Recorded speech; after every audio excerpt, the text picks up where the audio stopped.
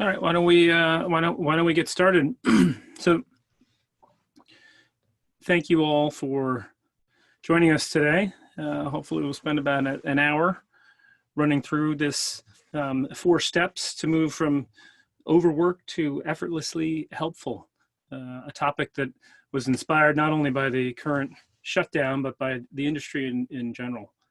People feeling just a bit overwhelmed by all the technology or lack of technology.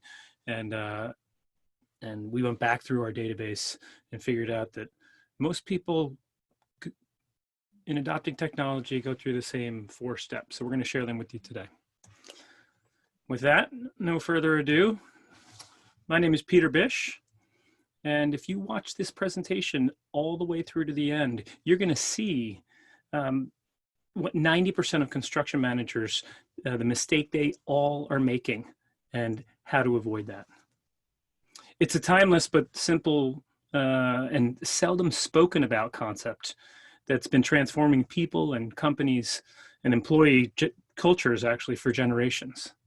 I'm going to cover why many asset management systems cost more than they're worth. And I'm going to talk about the simple process that we use to make sure you get a complete return on your investment in under a year. I'll also show you how to make automation your secret weapon when it comes to hiring the best and brightest new managers and supervisors. And finally, I'll reveal the fastest way possible to increase job productivity in the next 45 days without working any harder, even if this sounds completely impossible to you at first. So when all is said and done and you apply these steps correctly, you can finally stop the overworking that's caused by the endless hours, especially doing the work that you don't like doing at the expense of the work that you do. So when you start spending more and more time doing only the things you enjoy most, you end up working fewer hours and getting the business outcomes that you were working so hard to achieve in the first place. You also regain confidence, something that we noticed in surveys was lacking as more technology came into this space. People were less and less confident that they were capable of adopting the technology in a way that was actually going to help them, and rather it would hurt them. But don't take my word for it. Ankur Amin, innovation leader at DPR, is one of our clients, and they're a top 50 general contractor since 1997. They build everything from single conference rooms to huge complexes for people like Facebook and Microsoft. You would think that they would be as streamlined and technologically forward as their clients, but for the past 6 months, they've been living the exact 4 steps that I'm about to teach you so that they can reduce their overworking and reclaim this sort of helpful culture upon which their company was built. When we first met, even DPR was making the same mistake that 90% of the managers were making.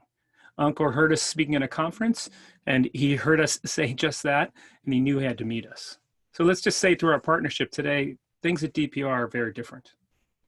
The endless unknowns of inventory and billing and maintenance and utilization became knowns for the first time in just 24 hours after working with our system. By the end of the first 6 weeks, DPR had nearly 10x the scope of their initial brief. They were dumbfounded by how we were able to reduce the amount of day-to-day effort required to complete the most basic tasks.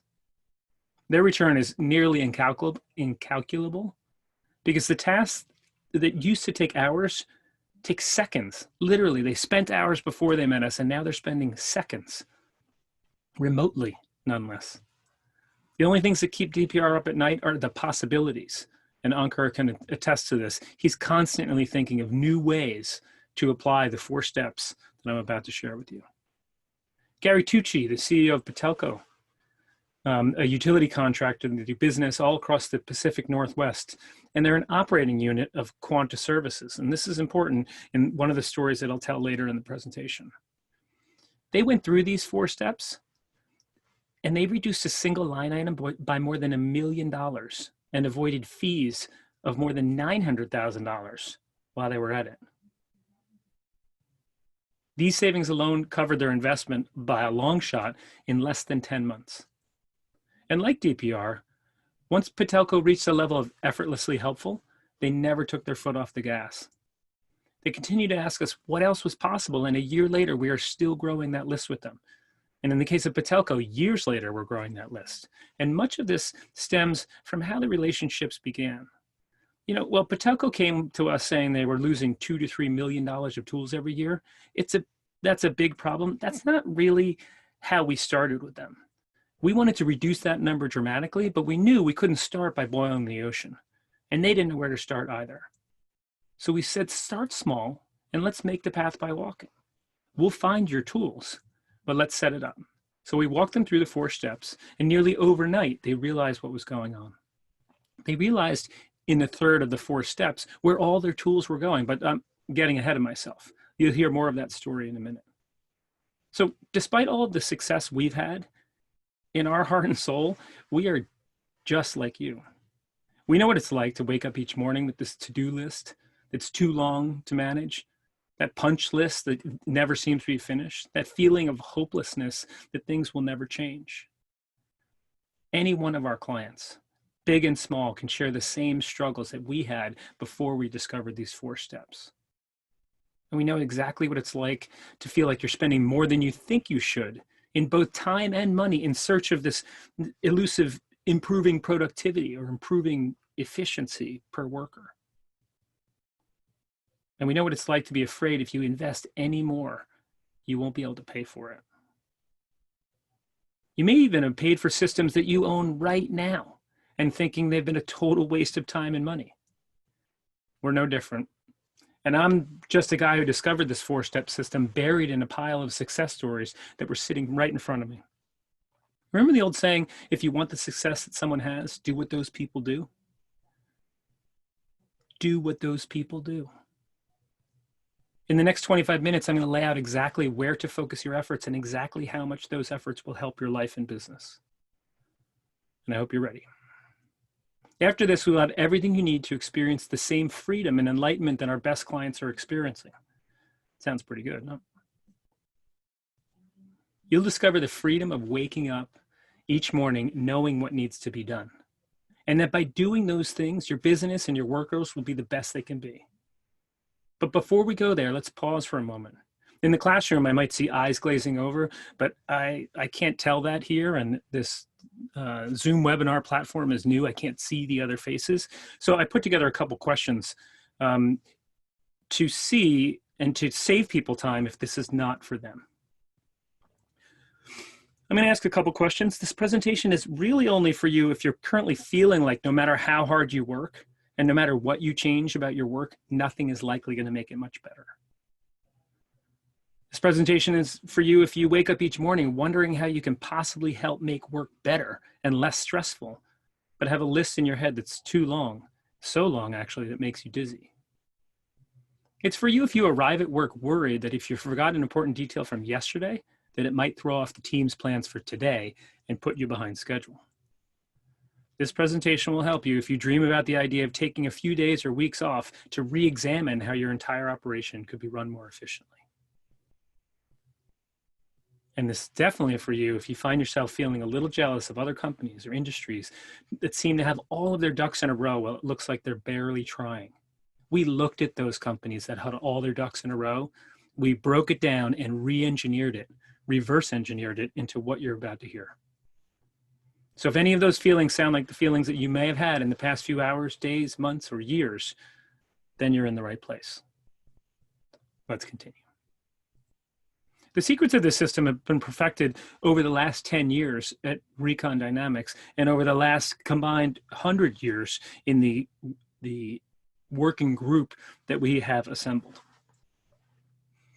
I didn't see what I'm about to share with you until many years after I noticed that the most successful clients and teams shared one quality that ultimately gave them the results that they were looking for. I found the first part of the answer I wasn't even looking for, and then I learned it was teachable. But I'll get to that in a moment. There's a second part. The second part of the answer was about how to get the benefits of the first part while doing less work. I'll share the specifics of these two parts, but first, before any of that will make sense, I have to tell you about the real problem we're facing. And I think many of you will relate to this. This is the hidden roadblock behind why it's so hard to change our work life in the first place. and why struggling to make things better is not really your fault or our fault. The real problem is that we've been overloaded with granular advice for years without any context that helps us to make sense of it. The list of how to be more effective, how to build better teams, how to avoid burnout, have you wasting your time trying to figure out which of these tedious tactics you should focus on next. You went in trying to shorten your to-do list, and you came out with a list that was twice as long. You find yourself wasting your time trying to figure out which of these tactics to actually zoom in on. And you've heard them before. I'll just list a few of them here. As a leader, you need to be more effectively communicate. You need to practice delegating. You need to work on prioritizing. You need to foster teamwork, encourage problem solving. All true. And then employees, the list goes on again. Respect individuality, open communication, offer training, conduct team building, these lists are fine for a whole organization, but what about you? What is it that what's pulling it all together for you? And if you're listening to this today, hopefully you'll walk away from this knowing what's best to focus on. Because these are also true. But it's like world peace. It's like boiling the ocean. What steps can I do today and tomorrow and next week? And as the proverb says, and some say it's a Russian proverb, some say it's a Chinese proverb, some say it's a Hebrew proverb. Regardless, chase 2 rabbits at once and catch none. It's sort of how construction feels. It's sort of how a lot of work feels. So trying to keep track of too many tactics actually drains your time and often your bank account. It just doesn't work without this one secret we think holds it all together. You want advice that feels effortless, and that's what we're trying to deliver. Thankfully, the modern workplace has figured out that grinding yourself, your workers, and your equipment is not the healthiest or most productive way forward. But very few alternatives have been offered, and they're very complicated to adopt. So we're not alone. Countless other professionals have fallen victim to this buckshot-style fairy tale. Shoot way out, try and aim, you'll hit something. That's not what we're offering today. So lay these lists aside right now, because if you don't, we're going to waste more time grinding down workers and equipment, and in the desperate effort to uncover lost profits, you'll double down and into burnout. And I'm sure there are people on this call who are very familiar with that situation.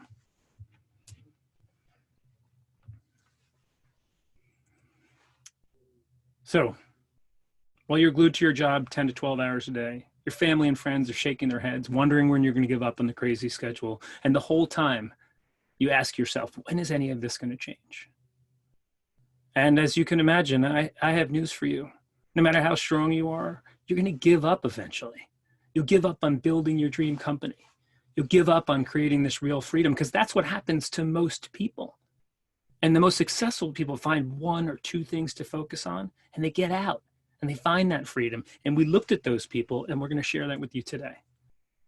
But you'll go right back to trading the same amount of time for fewer and fewer dollars. And today's marketplace couldn't be any more true. This is not what I want for you, and it's not what I think anyone here desires for themselves. And it's the reason that your struggle to keep it, and this is the reason that your struggle to kick the habit of overworking. So what are you going to do about it? The truth is, a step-by-step system will give you the freedom, and the dreams show up quickly. The feeling of not in days or weeks, but in hours at first. You don't have to grind out a bunch of projects and then cross your fingers and hope the results will show up.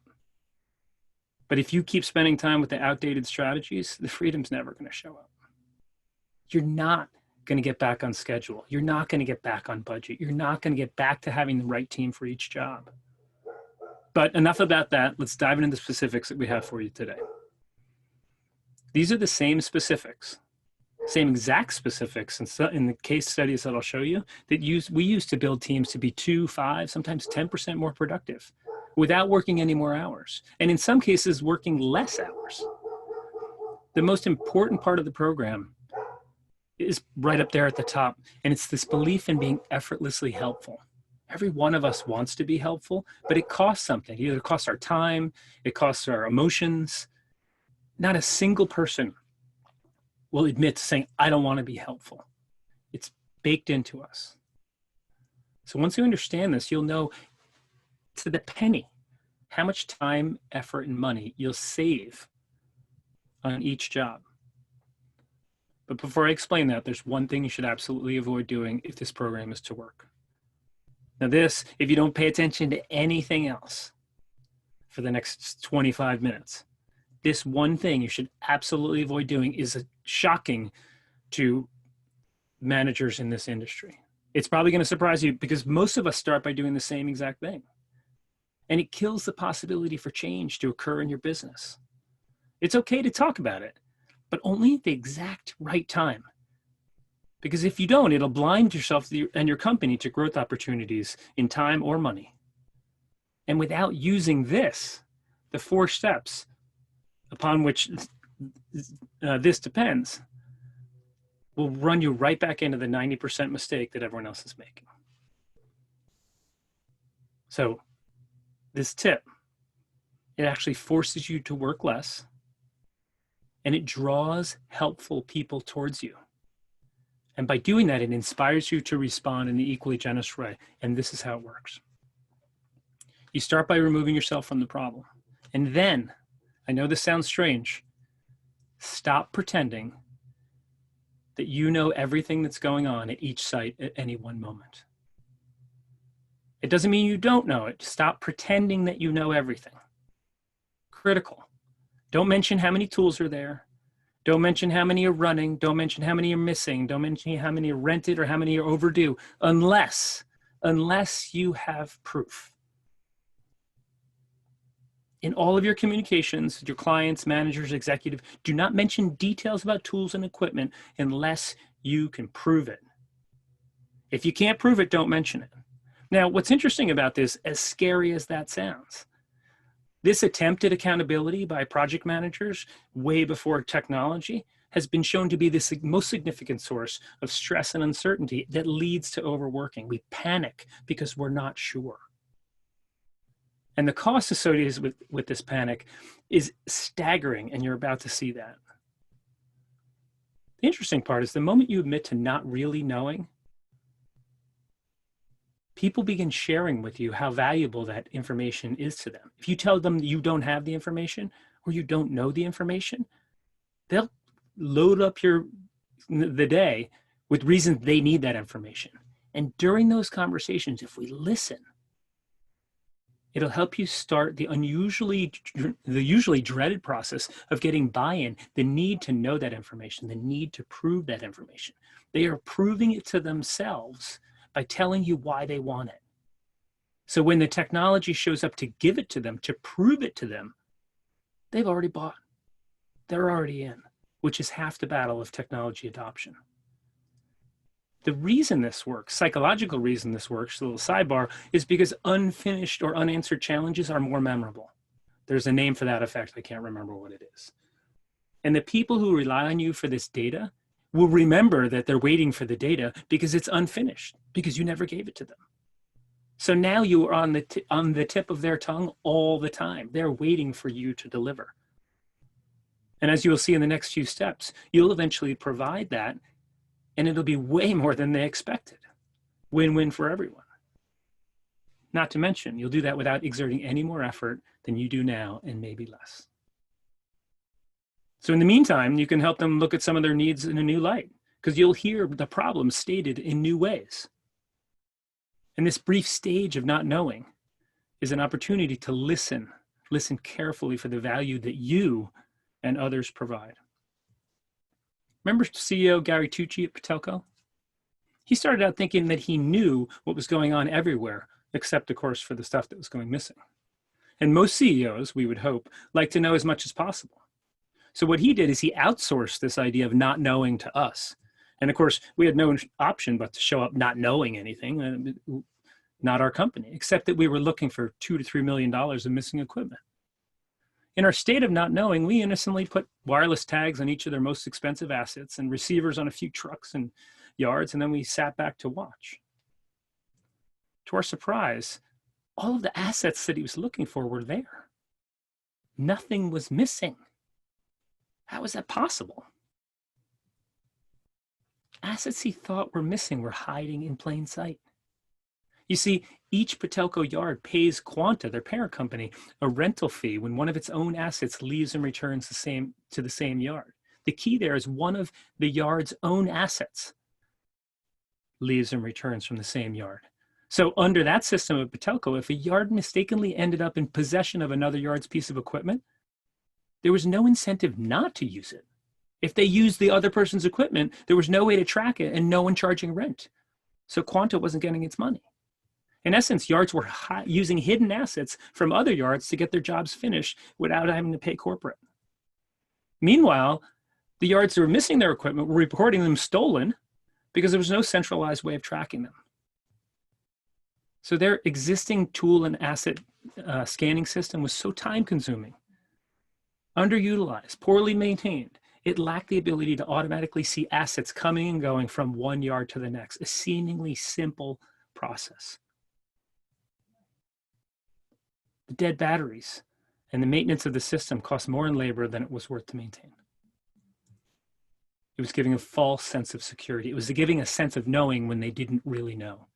And it ended up costing the company millions, or what they thought was costing millions of dollars. So while the initial install set out to solve a $1 million challenge, it's not how most clients start. And this gets me right to step one. Step one, I call a $10,000 challenge.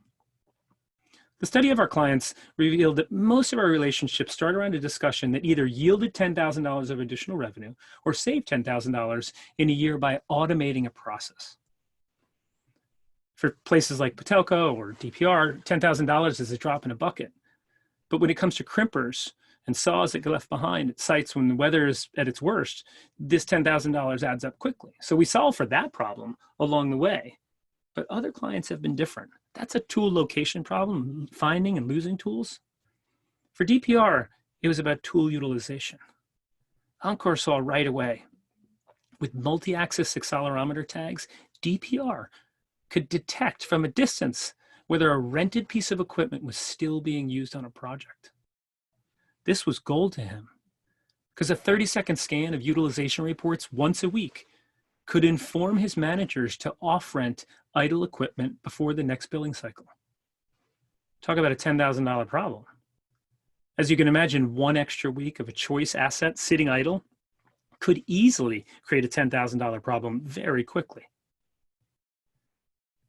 So DPR started looking at rental billing, but as you will see shortly, the state of not knowing led to some other unexpected savings. Finding a $10,000 problem that a fully automatic movement sensing system could automate is a lot easier than you think. I'm going to run through a couple examples. Take this one. It's effortless to shave 25 minutes a day off inventory and billing for 2 people. Why? Because the trucks and yards have receivers. The tag data is captured and recorded automatically, and the reports are pushed out. There's no work for those guys. $10,000 a year. It's also effortless to shave 10 workers 5 minutes a day by checking if they have the right tools before they get to a remote work site. We talked to a contractor in Texas whose work sites are sometimes 5 hours away. You pile 4 guys at $45 an hour, you drive for 5 hours, they get there, they don't have the tools to do the job. It only takes a couple of days like that before you get to $10,000. It's also effortless to avoid unnecessary elevator trips. Take the social distance elevator where you might only have 2 or 3 people. If someone forgets a tool down in their truck, or they realize the tool wasn't where it was supposed to be on the 13th floor of a brand new building, and they have to go back, how many elevator trips does it take to add up to $10,000? So I can go on. Here's one on regular scheduled maintenance. What happens if a certification expires and an inspector shows up? Huge fines, easily $10,000. Rental charges, as we mentioned from DPR. So step one is to find a $10,000 problem to solve. And don't forget about HR, the impact of worker engagement or feeling overworked or disengaged, the effect of sick days because people don't have the right tools, they don't have the right environment to thrive. So they take days off. How much is that? Is a full-time employee $500 a day? That's 20 full-time employees. How many employees do you have? What percentage of your population makes that a $10,000 problem? And then presenteeism, you may or may not know about, is the effect of phoning it in. And it's said that roughly half of the construction workers out there are considered present, but not really there. So can we improve their productivity by $10,000? So finally, the last one is the cost of another shutdown. That's certainly more than $10,000. And with the proper contact tracing technology, it could certainly be avoid a full shutdown. Another thing to consider. It's all just a start, but you can imagine where we're going with this. Let's jump to step 2. Step 2 is a one-day installation. Now, it's nice to think we're gonna tag an entire company's worth of stuff and track them starting on day 1, but it doesn't. Our success stories didn't start that way. They started with something like a $10,000 problem. They started with something like a one-day installation. Because construction as an industry, it requires patience like farming, and most projects feel drawn out. The worst thing we can have is for this project to feel like it's drawn out. Its whole point is to be effortless. So this project should feel the opposite. So step 2 is the one-day installation. No more, no less. Simple, straightforward. After you've identified your challenge, block out one day, install the system that solves that problem. Any more than one day and the project runs into the risk of losing focus. We started this whole conversation talking about focus. Too many things going on. Let's focus on one thing. And we've seen it happen too many times. It covers the optimal amount of equipment to ensure that we grow into one another's needs without the undue waste of huge upfront commitments and systems. The optimal bundle is called a starter pack. And it's specifically configured to install in less than 24 hours by a pair of what I'd call handy workers who know how to use epoxy and a wire stripper, maybe a screwdriver. And then step 3 is about deliberate onboarding. We say deliberate because this is where most of the failures occur with other technologies. There's no recognition that onboarding is a process, just like anything else, step by step by step, to get buy-in and usage from the people who are going to use it. So you've probably had other technology adoption failures. So this is probably ringing true to you right now. Oh, we had a system, it never worked, never caught on. The truth is tech adoption is seldom what people expect, or so they think. When you ask researchers who looked at thousands of data points, the sentiments around tech adoption are pretty predictable. Gartner called it a hype curve, and I'll show it here with some lightly modified language, although it's still pretty heady. So the adoption of actionable data is not linear. If you start way over on the left in the bottom there, it says there's technology trigger, and then it goes boom, people get super excited, the peak of inflated expectations. I love these, are like sci-fi movies. And then down, the trough of disillusionment. And then they come back out.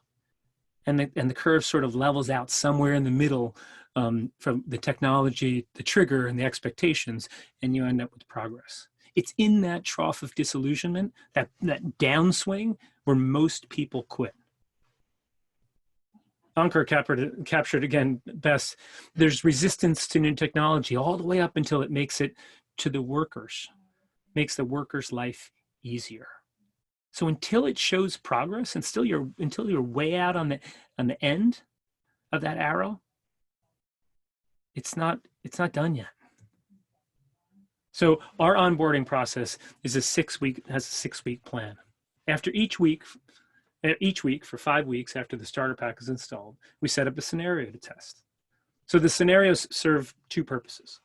The first and most obvious is to share the features of the system with the primary users in the exact environment where they're going to be using the stuff. This isn't a hypothetical classroom. We've installed it on their equipment, and before the distancing, we would be there showing them how it would be used in their environment. The second purpose is to inspire questions, because hypothetically you can sit in the classroom, and when it gets out in the field, the questions are no longer relevant. So while each starter pack is the same components, each is targeting a slightly different $10,000 challenge. So week 1, shipping, installation, etc. Week 2, we do an auto relocate demonstration.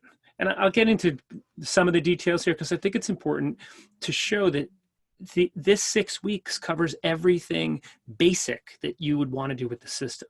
So every asset is associated with a home receiver. And when that receiver cannot find its children, for lack of better words, after a designated amount of time, it reaches out to the other parents, so to speak, with a request to say, has anyone seen him?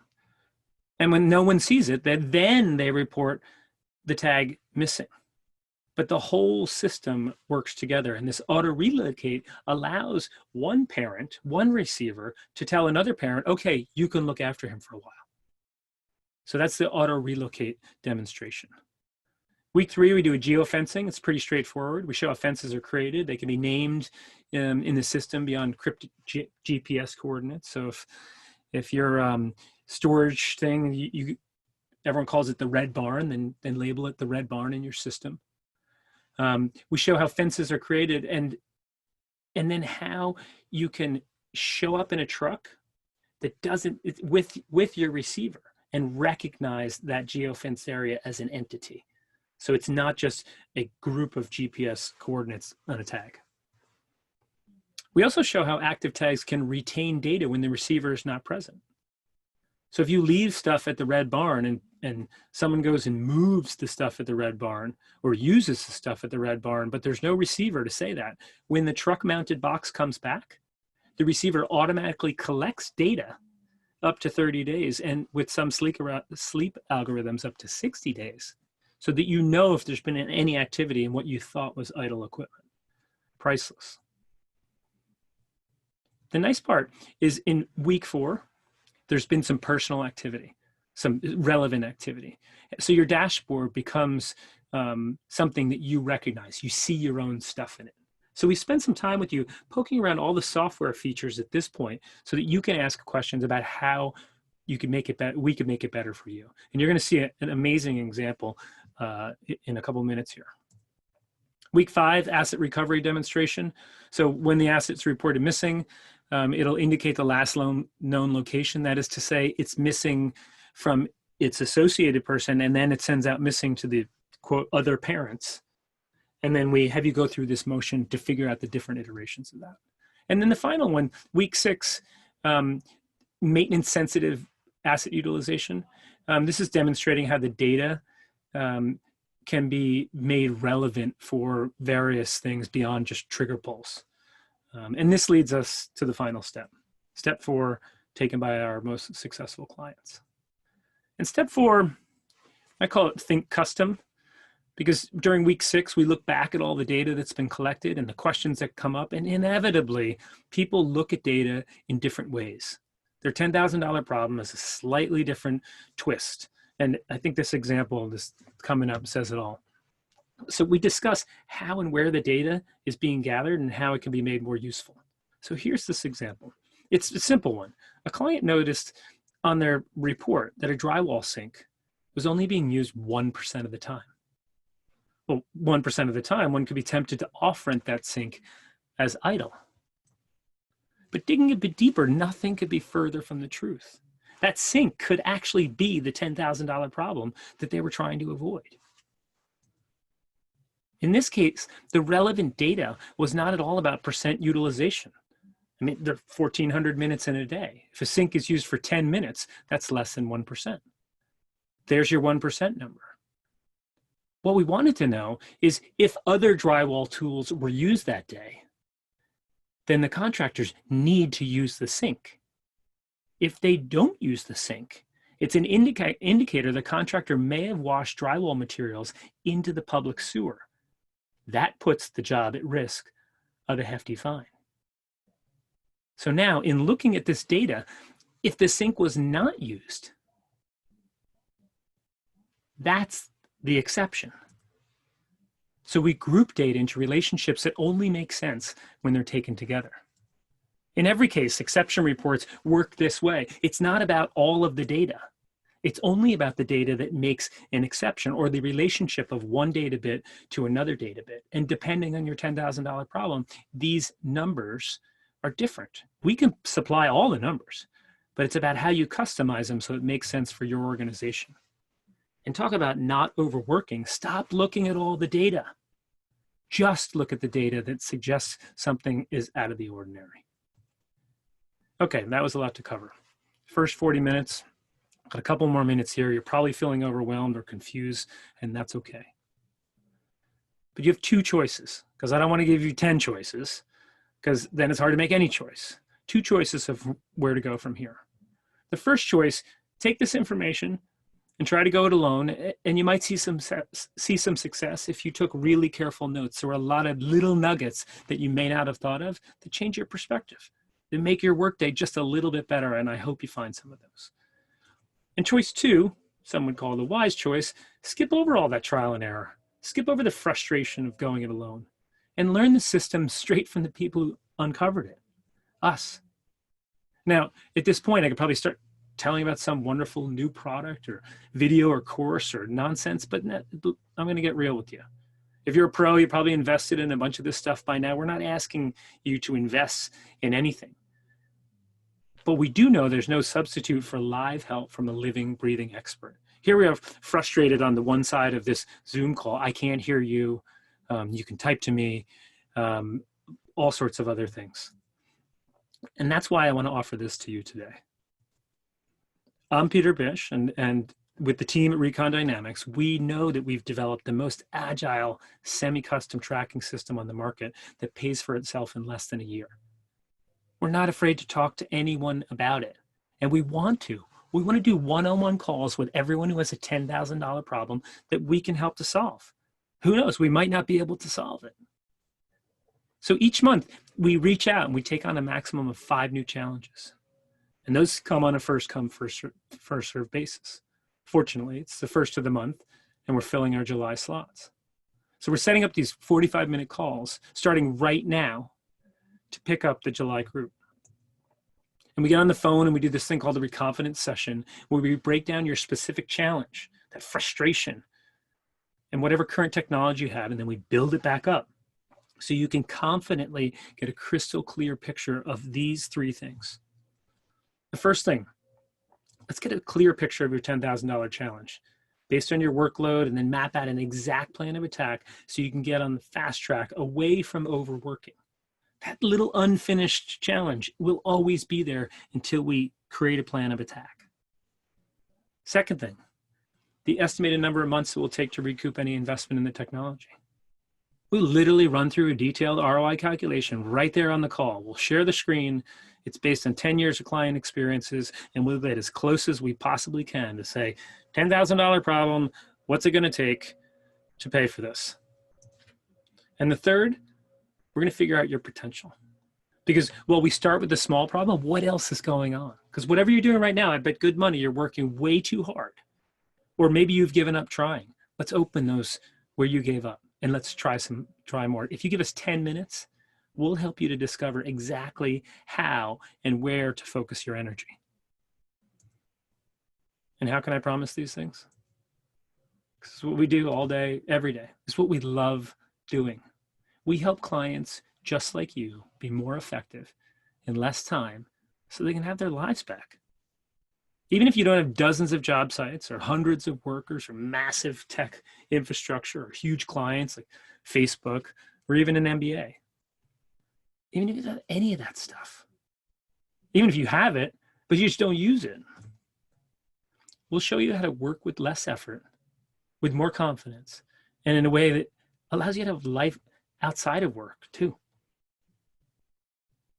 So you might be wondering, what's this going to cost? Nothing. It's free. There's no deposit. There's no obligation. There's no catch. We're not getting your credit card and then canceling it a month later. Nothing. Let's just talk about it. You have a $10,000 problem. We'll see if we can help. If we can help, we go our merry ways and maybe we run into you some other time. It's free. All we ask is that you understand it's not for everybody.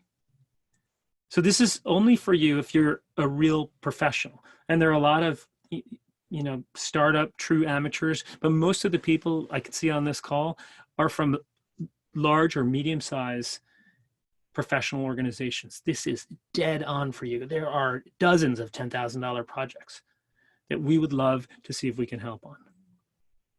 Now, if you've never thought about utilization or location data, using that in smarter ways, this might be a little above your head, but if you're willing to learn, I think you'd be okay. And then the final qualification, and this is a little tricky because you might not know that you can do this. Your $10,000 challenge should be measurable so you can capture results with the utmost confidence. Remember what I said early on, you can't do this unless you can absolutely prove it? It's still true. It's still true 40 minutes later. If you're not entirely sure that if you can prove it, we'll cover that right up front in the call. And what happens sometimes is people call and say, I have this problem, I want to do it. And we're like, man, we need some metrics. Go find another problem, or can you get these metrics? And they say, I don't know, we have to check. And we get on another call. So if you're trying to measure the value of Pizza Fridays, and I don't think anyone's ever done that as an employee engagement strategy, well, you should have access to employee retention data and be willing to do some clever surveys to prove that retaining people through Pizza Fridays or similar actually returns at least $10,000. So scheduling a reconfidence session is effortless, as you can imagine. Just click the button, or click you can't click the button on this particular webinar, but go to this site, recondynamics.com/book-a-call, and up will pop a form. Looks like that form right there on the screen. And I can't say it enough. Effortlessly helpful is not just our tagline, it's our mission. And it begins by booking one of these sessions so that we can help you.